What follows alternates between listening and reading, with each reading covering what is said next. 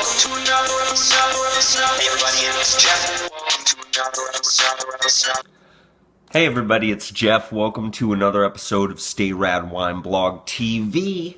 And I have two samples of wine that I'm going to try for you tonight because I'm that thirsty. So I got these two samples. It's from the exact same company. This is Zio Boffa. This is the pet project of Jason Boffa, who is a documentary filmmaker. This is his filmmaker's edition Bella Vita. I've got 2012 Toscana. It's a Tuscan red. It's 80% Sangiovese and what's the rest? 20% Syrah. And then I also do have this 2013 Pinot Grigio under that exact same label.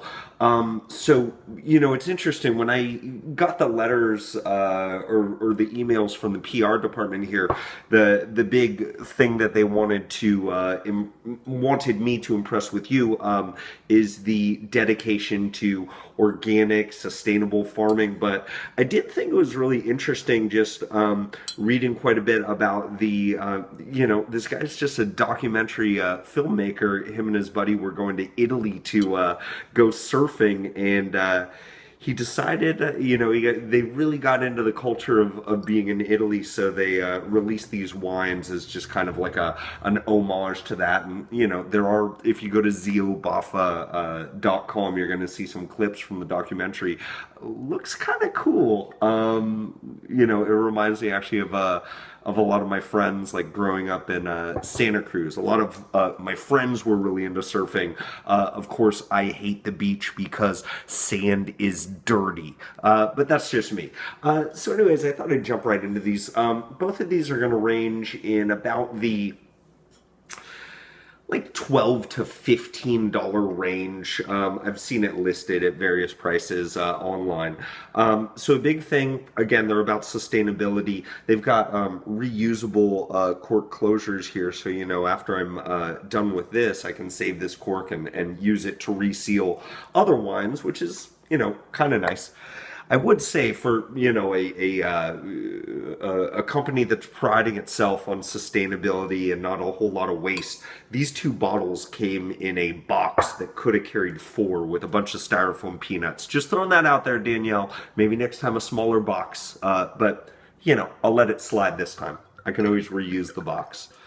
So Pinot Grigio, varietally correct. You're looking for that yellowish, watery type of color there. And on the nose,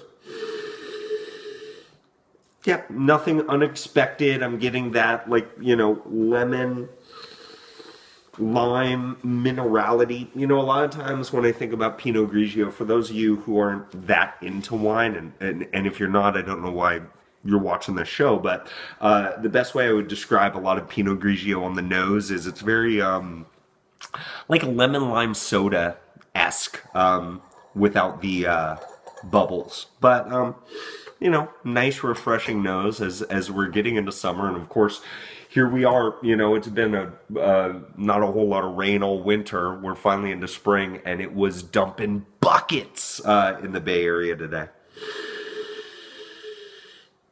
Right. So let's see what it's like on the palate here.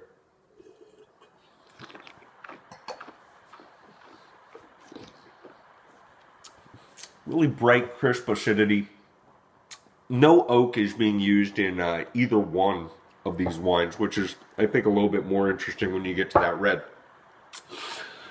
But that being said, along with that lemon zest and that really long acidity, there is almost like a custard type of depth to this Pinot Grigio, which is unexpected, but also really nice. And honestly, I think just with that, almost creamy. This isn't like Chardonnay creamy, but with that almost creamy type of backbone to carry that acidity, it's a lot more interesting than a lot of Pinot Grigios on the market. And, in that $12 to $15 range, I think this would rival most that you would see at that price point. So yeah, I mean, a good start here. I'm going to throw it in that 88 point range, and definitely a solid effort here. Let me try this red. So again, reusable cork, which is kind of nice. And again, this is 80% Sangiovese, 20% Syrah. This is a super Tuscan type of blend. I don't know if it actually is listed as a IGT here. Yeah. Oh, here we go. Yeah. So it is an IGT, super Tuscan here, and let's go ahead and check that color.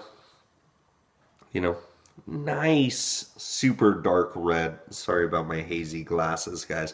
But yeah, like super dark red, almost verging on like a crimsony purple there. And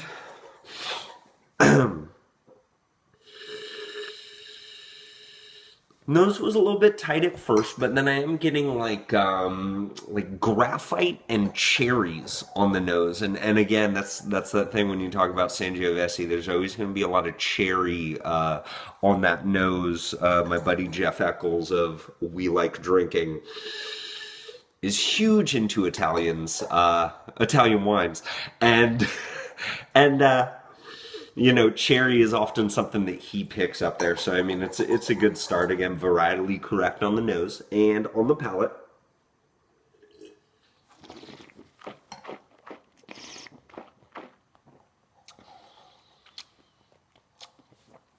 Again, not using any oak. There is a nice kind of creamy backbone on this as well, you know, and sometimes we fall victim to that preconception that if there is no oak, there's not going to be any. Sorry, guys, that's one of the things about recording it on this phone. You know, I got to go back and erase pictures of my son in order to get these videos out to you. But what I was saying was that, you know, typically we fall victim to this idea that a wine is getting its creaminess from the oak, but really it's coming from that malolactic fermentation when you are either naturally, but normally you're inoculating these wines with a malolactic fermenting bacteria like lactobacillus, which will essentially eat up all of those tart malic acid compounds in the wine, and it will convert them into lactic acid, which gives you that creaminess that you would find in milk and stuff. So again, without the use of oak, a nice creaminess on this wine due to that malolactic fermentation.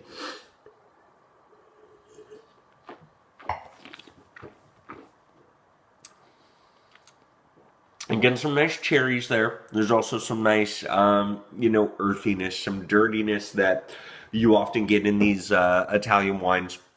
I'm not going to say it's as, you know, subterraneally earthy as a lot of those like higher end Italian wines, but it's definitely nice. And again, falling into that 12 to 15 point price range, I think that this is definitely a steal here. I'm going to throw this down at again at 88 points there, and you know, two solid wines. And honestly, I got to say, really nice packaging here, really nice website, and actually, I really did enjoy watching the clip of this movie. Okay, I swear that's going to be the last time I get interrupted ever. So, anyways, just to recap, really nice fan of both of these wines. Again, throwing them both in that like 88 point range, and so check them out. Good job, Zio Boffa. Everybody, leave a comment. Let me know what you think about, you know, Italian wines that are in that $12 to $15 range. Leave a comment. Let me know what you think. Till next time, everybody. And let me know what you think about my haircut. Till next time, everybody, stay rad. Stay rad, wine blog. Stay rad, wine blog. Stay rad, wine blog. Stay rad, wineblog.com.